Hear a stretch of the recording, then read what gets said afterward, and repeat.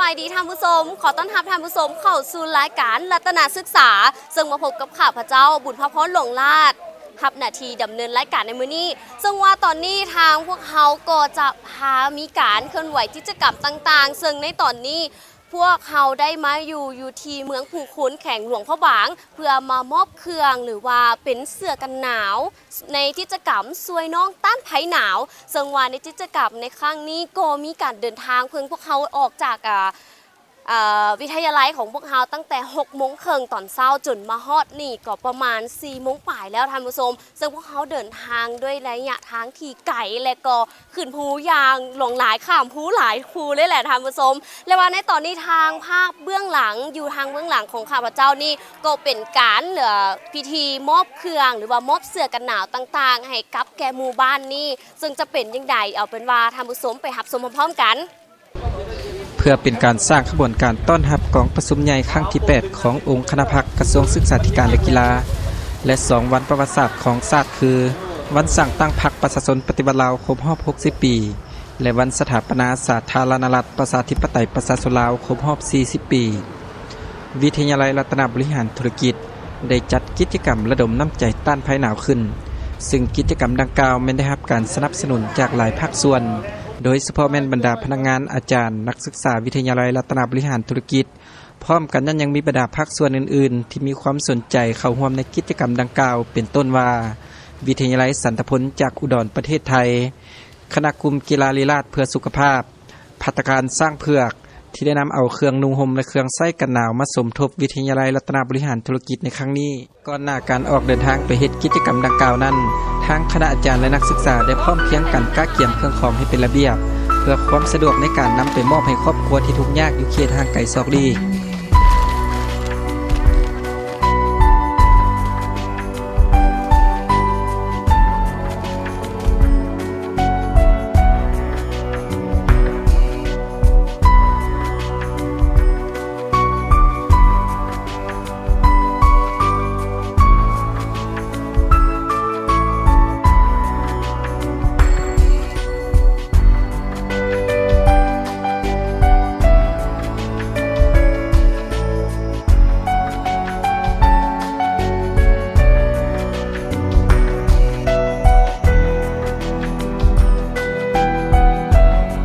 ขบวนกิจกรรมระดมน้ำใจต้านภัยหนาวของวิทยาลัยรัตนบริหารธุรกิจได้ออกเดินทางจากนครหลวงเวียงจันทน์มุ่งหน้าสู่ทางภาคเหนือซึ่งจุดที่หมายก็คือเขตเมืองภูคูนแขวงหลวงพระบางการเดินทางของขบวนดังกล่าวได้ใช้เวลาพอสมควรเนื่องจากสภาพเส้นทางของภูมิประเทศเขตภาคเหนือเป็นเส้นทางละเอียดละเอี้ยวขึ้นภูสูงชันและบางบอนก็กำลังมีการซ่อมแปลงจึงเฮ็ดให้การเดินทางในครั้งนี้ต้องได้ใช้ความระมัดระวังพอสมควร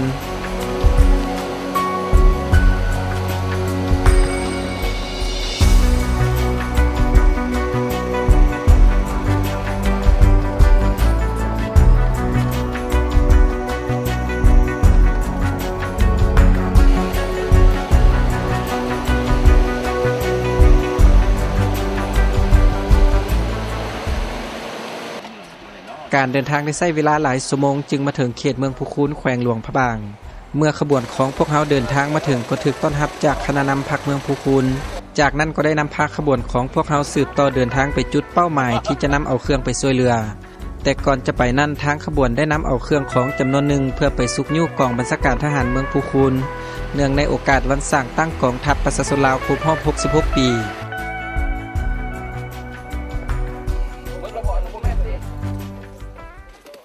เนื่องในโอกาสเนาะวันประวัติศาสตร์ของชาติในนั้นก็โดยเฉพาะก็แม่นวันสร้างตั้งกองทัพเนาะของประชาชนลาวกองทัพประชาชนลาวนี้ในคุมรอบ66 ปีเนาะในนั้นก็วันสร้างตั้งพรรคคุมรอบ60 ปีแล้วก็วันสถาปนาสปป.ลาวคุมรอบ40 ปีและทางคณะอาจารย์นักศึกษาของวิทยาลัยรัตนบริหารธุรกิจพวกเขาก็เห็นความหมายความสำคัญแล้วก็ฮู้บุญคุณในวันดังกล่าวนี้ซึ่งเป็นวันกองทัพประชาชนเนาะของสปป.ลาวครบรอบ66 ปีซึ่งเป็นกำแพงที่แข็งแกร่งปกป้องประชาชนปกป้องประเทศชาติมีความเจริญรุ่งเรืองมีความสงบ เนาะให้แก่ประชาชนฉะนั้นแล้วก็อิงตามเนื้อในจิตใจของคณะพรรคเมืองภูคูนเนาะที่ได้ส่งข่าวไปให้พวกเขาว่าความต้องการของไอ้น้องและทหารพลทหารนั้นอยากได้เครื่องกีฬาพวกเขาก็เตรียมพร้อมมาให้นอกจากเครื่องกีฬาแล้วพวกเขาก็ยังมีเครื่องอาหารการกินเนาะเครื่องกระป๋องและเครื่องใส่ซอยประจำวันให้แก่ไอ้น้องทหารจำนวนหนึ่งและรวมมูลค่าก็ประมาณอยู่4 ล้าน8 แสนเนาะ เครื่องของที่นำมาสุกยู่ในครั้งนี้ประกอบไปด้วยเครื่องลิ่นกีฬาและอาหารสำเร็จรูปซึ่งรวมมูลค่า4 ล้าน8 แสนกว่ากีบ มายับเข้ามายับเข้ามา ครับเจ้าต่างนายคณะพรรคคณะบรรษากองการท่านเมืองภูคูนขอแสดงความขอบใจมายังครูอาจารย์นักเรียนนักศึกษาทั้งนี่แหละนักธุรกิจที่ได้ยามใดก็ได้เป็นห่วงถึงกำลังกองอาวุธมารวมบเฉพาะเป็นกองการท่านเมืองภูคูนพวกข้าพเจ้าในเนื่องในโอกาสครบรอบ66 ปีนี้พวกข้าพเจ้าขอจะลึกบุญคุณงามความดีที่ได้พวกท่านได้สละทุนหอนอันใหญ่หลวงมามอบให้พวกข้าพเจ้าก็จะนำเอาวัตถุสิ่งของจำนวนนี้เข้าไปนำใช้ให้มีผลประโยชน์แล้วก็ถึงตีนถึงมือไอ้น้องกับใช้หน้าที่การเมืองของพรรคคิดว่าโอกาสหน้าจะได้รับการช่วยเหลือจากพวกท่านตืมถึงว่าที่นี่เป็นครั้งทบิดก็ตามตอนนี้ข้าพเจ้าก็ถือว่าดีใจสุดที่ดีใจสมควรแล้วเนาะท้ายนี้ก็บ่มีหยังก็ขออวยพรให้พวกท่านทางการนำของเมืองก็คือทางทีมงานจงมีสุขภาพเข้มแข็งเอาหันมันยืนปรารถนาสิ่งใดขอให้ได้สิ่งนั้นปีใหม่นี้ก็มีโชคมีชัยขอขอบใจ จากนั้นทางคณะนำพักเมืองก็ได้นำพาขบวนกิจกรรมออกเดินทางต่อไปเพื่อมุ่งหน้าสู่บ้านที่กำลังรอท่าการไปมอบเครื่องกันหนาวบรรเทาทุกข์ที่ได้ประสานกันไว้ล่วงหน้าแล้วซึ่งบ้านดังกล่าวนั้นตั้งอยู่ห่างจากตัวเมืองภูคูนไปทางเมืองหลวงพระบางประมาณ25 กิโลเมตร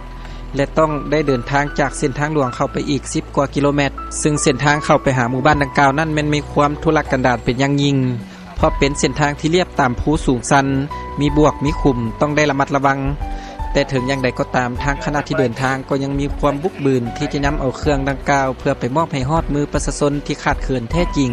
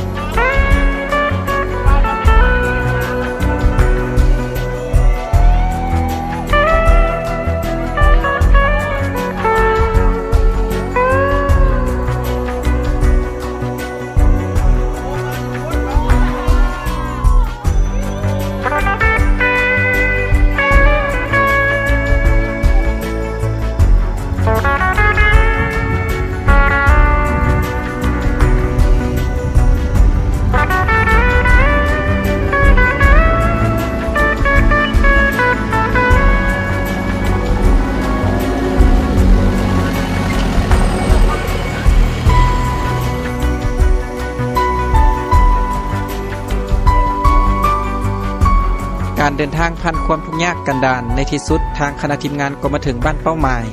และก็ได้มีประชาชนมารอท่าต้อนรับทางคณะทีมงานด้วยความยิ้มแย้มแจ่มใสอยู่ที่บ้านทงสตาทางคณะอาจารย์พร้อมด้วยคณะทีมงานและนักศึกษาได้พร้อมกันนำเอาเครื่องของที่ได้กักเก็บมาลงจากรถเพื่อมอบให้กับประชาชน2บ้านคือบ้านทงสตาและบ้านผาหลังหมู่ในนี้มีครอบครัวที่จัดอยู่ในอันดับที่ทุกข์ยากที่สุดที่ทางคณะนำพักเมืองภูคูนได้ลงเก็บกันออกสถิติมี38ครอบครัวบ้านทงสตามี26ครอบครัวและบ้านผาหลังหมู่12ครอบครัวท่านดร.สมเพชรรัตนสิมประธานอำนวยการวิทยาลัยรัตนบริหารธุรกิจได้ต่างหน้าให้คณะอาจารย์และทีมงานกล่าวมอบเครื่องบรรเทาหนาวโดยการเข้าร่วมของท่านดร.เพชรสมรวงศ์ศรีประเสริฐกรรมการพรรคเมืองห้องเจ้าเมืองเมืองภูคูนพร้อมด้วยคณะข้าพเจ้าเองรู้สึกมีความภาคภูมิใจเป็นอย่างยิ่งที่ได้เห็นบรรดาคณะนำของเมืองและก็บรรดาชาวบ้านของบ้านผาหลังหมูและพงสตาได้มาต้อนรับคณะพวกเราด้วยความอบอุ่นข้าพเจ้าเองขอทำหน้าที่ต่างหน้าให้ทางคณะทีมงานมื้อนี้พวกเราได้นำเอาวัตถุสิ่งของมาจากนครหลวงเวียงจันทร์เพื่อเอามาแบ่งน้ำใจให้แก่ประชาชนผู้ทุกข์ยากในนั้นก็พวกเราก็ได้เต้าโฮมความสามัคคีแบ่งน้ำใจความอบอุ่นช่วยครอบครัวที่ทุกข์ยากขาดเคินอยู่ในเขตภูดอยห่างไกลศอกลิกเพื่อต้านภัยหนาวแก่ประชาชนผู้ทุกข์ยากขาดเคินในจำนวน3บ้านได้แก่บ้านผาหลังหมูจำนวน12ครอบครัวและบ้านทุ่งสตาจำนวน26ครอบครัวแล้วก็บ้านป่าหวายจำนวน22ครอบครัวในจำนวนบ้านป่าหวาย22ครอบครัวนี้พวกเราจะเดินทางไปมอบตามหลังอีกเทื่อหนึ่งรวมทั้งหมดเครื่องของที่พวกเราเต้าโฮมมาเท่านี้เอามามอบให้อยู่60ครอบครัวและ60ครอบครัวนี้เป็น60ครอบครัวที่มีความทุกข์ยากขาดเคินอยู่ในเมืองภูคูนแขวงหลวงพระบางตามทิศชี้นำของทางการนำของเมืองพวกเราจึงค่อยได้ข้อมูลจำนวนนี้เพื่อเต้าหูมน้ำจิตน้ำใจจากบรรดาเพื่อนมิตรและคณะทีมงานของพวกเราเครื่องของที่ได้นำมาช่วยเหลือบรรเทาทุกข์ให้กับประชาชนที่ทุกข์ยากในครั้งนี้ประกอบด้วยผ้าห่มเครื่องกันหนาวเกิบถุงตีนและเสื้อผ้าที่ได้มาจากการระดมน้ำใจจากคณะอาจารย์และนักศึกษาวิทยาลัยรัตนบริหารธุรกิจพร้อมด้วยวิทยาลัยสันตพลประเทศไทยคณะกลุ่มกีฬาลีลาศเพื่อสุขภาพและภัตตาคารสร้างเพือกที่ได้ร่วมเดินทางมากับขบวนกิจกรรมในครั้งนี้ด้วย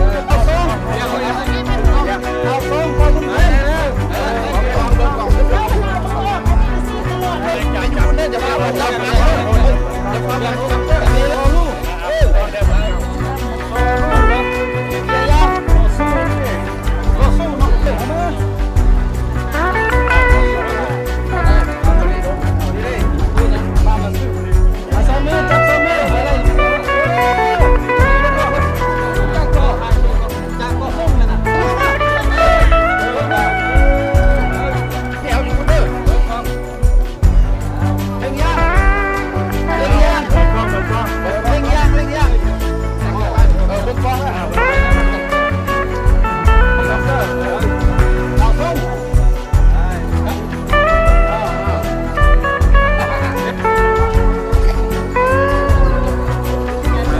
่งเนาะแบ่งเบาความทุกข์สุขให้แก่ประชาชนเนาะโดยเฉพาะแม่นได้ประกอบเนาะเครื่องบรรเทาหนาวจำนวนหนึ่งถึงว่าทางนี้เนาะบ่ทั่วบ่ถึงก็เชื่อในว่าโอกาสหน้าเนาะท่านก็สินำพาคณะทีมงานปลุกระดมเนาะคนก้อยตื้มเนาะโดยเฉพาะแม่นเทื่อนี้ก็บ่แม่นเทื่อทำอิฐเนาะเพิ่นผ่านมาเพิ่นก็ได้มาช่วยเหลือเมืองผู้คูณพวกเฮามาไล่เทื่อแล้วเนาะโดยเฉพาะแม่นอยู่กลุ่มทาบ่แก้วเนาะอยู่บ้านนาขึ้นเทื่อนี้ก็เป็นอีกเทื่อนึงเนาะซึ่งเพิ่นก็ได้สละเวลาอันมีคุณค่าของเพิ่นเนาะพร้อมด้วยคณะทีมงานทั้งหมดนักศึกษาเนาะได้มาประกอบส่วนแบ่งเบาความทุกข์ให้แก่พ่อแม่ประชาชนพวกเฮาเนาะฉะนั้นก็โอกาสสุดท้ายก็ขอให้พรมายังท่านดร.สมเพชรรัตนสินพร้อมด้วยคณะครูอาจารย์ตลอดถึงนักศึกษาวิทยาลัยบริหารธุรกิจจงมีสุขภาพเข้มแข็งแล้วก็จงประสบผลสำเร็จในหน้าที่การงานแล้วก็อวยชัยให้พรบรรดาสหายเนาะคณะนำของเมืองก็คือพ่อแม่ประชาชนทั้งหมดเนาะครั้งนี้เพื่อแม่มามอบให้อยู่บ้าน2บ้านเนาะคือธงสตาแล้วก็พลังหมูเนาะจำนวนอยู่38ครอบครัวเนาะแล้วก็จะมีผ้าไหว้อยู่22ครอบครัวฉะนั้นเดือนนี้ก็ขอฝากฟังนำคณะทีมงานนี้ตื้มเนาะเชื่อในว่าโอกาสหน้าจะสละเวลามาตื้มเนาะเพราะว่าคือพวกทานได้เห็นนั่นแหละเนาะความทุกข์ยังบ่พอก็ยังมีความยุ่งยากตื้มเนาะเมี่ยงกับข้อความช่วยเหลือบรรดาทานนั้นเนาะฝากถึงภาคส่วนที่มีใจเลื่อมใสศรัทธานั้นเนาะมาช่วยพวกเฮาตื้มเนาะฉะนั้นโอกาสสุดท้ายก็ขอให้ใส่พรทั้งหมดจงมีสุขภาพเข้มแข็งขอขอบใจท่านผู้ชมตอนนี้ข้าพเจ้าก็ได้อยู่กับนายบ้านธงสตาและผาหลังหมู่แล้วสบายดี เจ้าสบายดี เจ้าจึงรบกวนให้ทานในน้ำสื่อตัวเองก่อน ข้าพเจ้าดอกชื่อสมเพชรใส่สมบัติเนาะบ้านอยู่นายบ้านพาลังหมู่เนาะ เจ้า แต่ว่าข้าพเจ้าเองเนาะนั่นทานซุ่มซี่อยู่บ้านธงสตา เจ้าเนาะจึงว่าเพิ่นเป็นนายบ้านของทั้งสองหมู่บ้านอยู่ที่เมืองภูคูนแข่งหลวงพระบางที่พวกเราได้มาร่วมกิจกรรม หรือว่ามามอบเครื่องช่วยเหลือในเรื่องของเป็นเสื้อกันหนาวในฤดูหนาวหรือว่าย้ำหนาวในตอนนี้จึงอยากจะให้ขอถามในบ้านทั้งสองคนเนาะซึ่งว่าในแต่ละหมู่บ้านของตนเองนั้นมีความเป็นมาหรือว่ามีการรายงานแนวใด เจ้าบ้านพาลังหมู่เนาะมีจำนวนครอบครัวนี้ทั้งหมดมี94ครอบครัวเนาะและมีประชากรทั้งหมดนี่มี500กว่าคนเนาะ เจ้า เจ้า แต่ว่าข้าพเจ้าเนี่ยเสนอประชากรที่บ้านเฮาเนี่ยเพราะว่ารวมทั้งหมด116ครอบครัว เจ้า ประชากรก็700ปลาย700ปลาย เจ้าซึ่งว่าในประชากรของแต่ละหมู่บ้านก็มีความเรื่องของการขาดแคลนบ่ว่าจะเป็นเสื้อผ้าบ่แบบนี้ซึ่งพวกเราก็ได้มีการมาพบรวมน้ำจิตน้ำใจในเรื่องของทั้งเป็นผู้ใหญ่และก็ทั้งนักศึกษาของพวกเรามาช่วยเหลืออยู่ที่บ้านผาหลังหมูและธงสตาซึ่งความรู้สึกอยากจะถามความรู้สึกเนี่ยสำหรับที่พวกเรามาช่วยเหลือในครั้งนี้มีความรู้สึกจังได เจ้าอันนี้ก็มีความรู้สึกดีใจเนาะที่ทั้งนักธุรกิจเนาะมาช่วยบรรเทาทุกข์เกี่ยวกับครอบครัวที่ทุกข์จนเนาะ เจ้า เจ้า แล้วก็ที่ว่าอบอุ่นใจเนาะเพราะว่าทางเพิ่นทางกันเทิงก็ได้มาสุดช่วยของพ่อแม่ประชาชนพวกเขาเนาะก็ที่อกได้ใจเจ้าเนาะ เป็นนาซุ่มเซย เจ้าซึ่งค่ะนี่ก็เป็นความรู้สึกของทั้งสองหมู่บ้านซึ่งเป็นตัวแทนหรือว่าเป็นนายบ้านที่มาเป็นตัวแทนแห่งกันในแต่ละครอบครัวหรือว่าในแต่ละหมู่บ้านนั่นเองเนาะซึ่งเพิ่นก็ได้มีความรู้สึกดีใจในการช่วยเหลือครั้งนี้ซึ่งก็ต้องขอบใจหลายๆ เจ้าขอบใจ เจ้าท่านผู้ชมและนี่ก็เป็นการสัมภาษณ์ซึ่งพวกเขาสัมภาษณ์มาแล้วเกี่ยวกับความรู้สึกของนายบ้านทั้งสองหมู่บ้านเนอนและในระยะต่อไปพวกเขาจะเดินทางไปอีกหมู่บ้านหนึ่งนั่นก็คือบ้านป่าหวายเมืองภูคูนแข่งหลวงพระบางเช่นเดียวกันซึ่งว่าการเดินทางและกิจกรรมในการช่วยเหลือในครั้งนี้จะเป็นแนวใดเอาเป็นว่าท่านผู้ชมไปติดตามชมพร้อมๆกัน การมอบเครื่องบรรเทาหนาวให้แก่2หมู่บ้านอยู่ที่บ้านทงสตาได้สำเร็จลงด้วยใบหน้าที่ยิ้มแย้มแจ่มใสของทั้ง2ฝ่ายก็คือผู้ให้และผู้รับ หลังจากนั้นทางคณะทีมงานระดมน้ำใจต้านภัยหนาวของวิทยาลัยรัตนบริหารธุรกิจก็จะต้องได้ฮีบฮอดเดินทางต่อเพราะยังอีกหนึ่งบ้านที่รอคอยการไปมอบเครื่องของพวกเรานั่นก็คือบ้านป่าหวายการเดินทางไปบ้านดังกล่าวนั้นทางคณะทีมงานยิ่งต้องได้เพิ่มความระมัดระวังเพราะเส้นทางเข้าไปหาบ้านนั้นแม่นทางทุรกันดารและการเดินทางก็แม่นเวลาค่ำมืดจึงเฮ็ดให้การเข้าไปหาหมู่บ้านค่อนข้างยุ่งยากและอันตรายแต่ถึงอย่างใดก็ตามทางคณะทีมงานเดินทางทุกคนก็บ่ได้ย่านกลัวต่ออุปสรรคตัดสินใจเดินทางจนไปฮอดจุดที่หมาย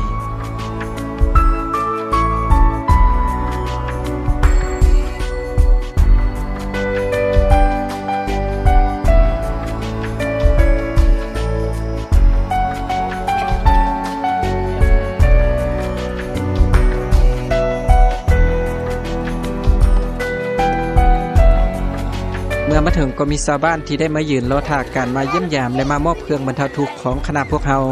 ทางคณะทีมงานเมื่อมาถึงก็หิ้วห้อนผลเอาเครื่องลงจากรถเพื่อกะเกียมที่จะมอบให้ประชาชนที่ทุกข์ยากอยู่ในบ้านแห่งนี้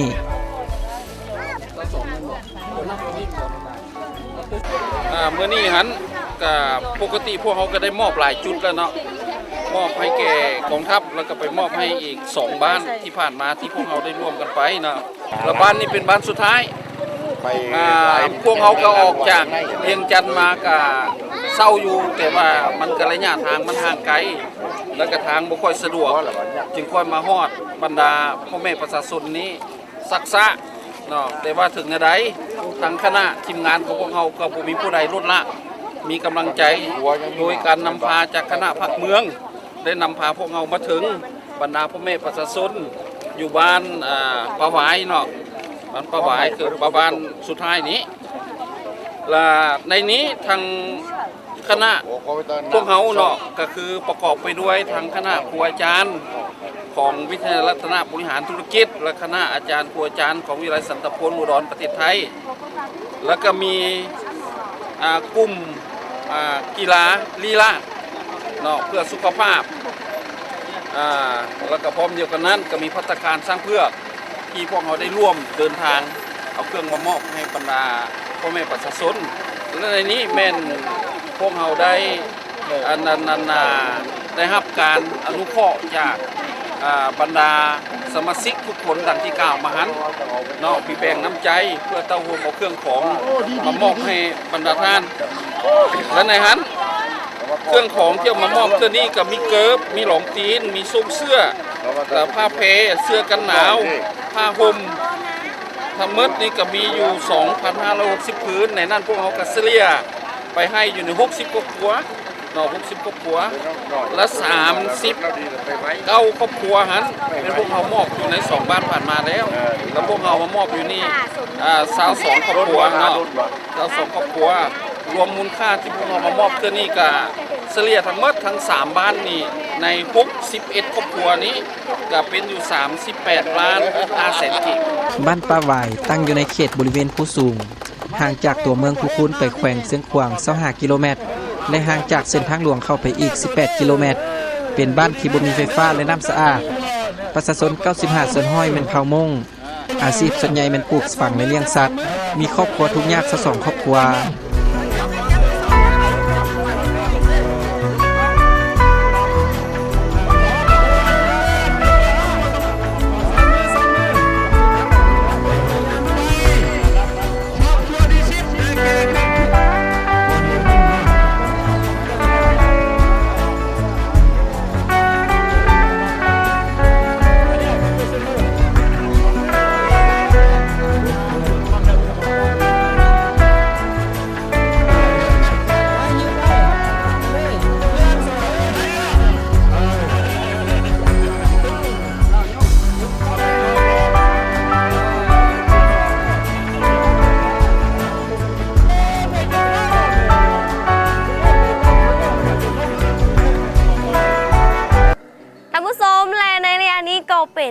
สุดท้ายของทางรายการกันแล้วซึ่งท่านผู้ชมได้หับภาพชมบรรยากาศไปนั้นก็คือเป็นบรรยากาศในการที่พวกเฮาเดินทางไปแจกเครื่องช่วยเหลือให้แก่ประชาชนผู้ทุกข์ยากอยู่ตามเขตแต่ละหมู่บ้านนั่นก็คือบ้านธงสตาบ้านผาหลังหมูและบ้านปลาหวายซึ่ง3หมู่บ้านนี้ก็เป็นหมู่บ้านที่อยู่เทิงภู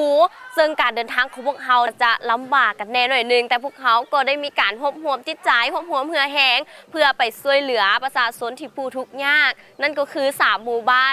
านผาหลังหมูธงสตาและบ้านปลาหวายนั่นเองเนาะซึ่งว่า3หมู่บ้านนี้ก็ได้มีการเดินทางเข้าไปอยู่ในหอมภูแล้วก็เรียบตามภูนอกจากนั้นก็ยังได้ผ่านเหวผ่าน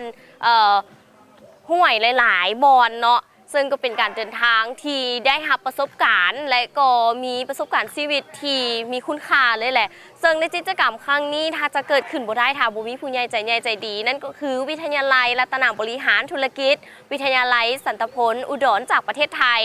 กลุ่มกีฬาลีลาศเพื่อสุขภาพ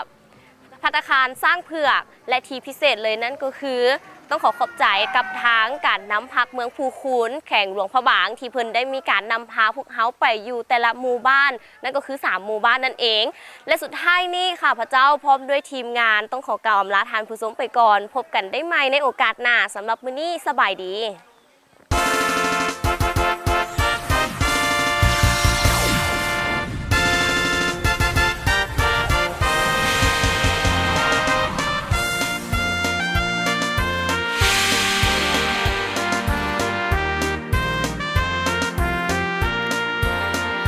สถาบันรัตน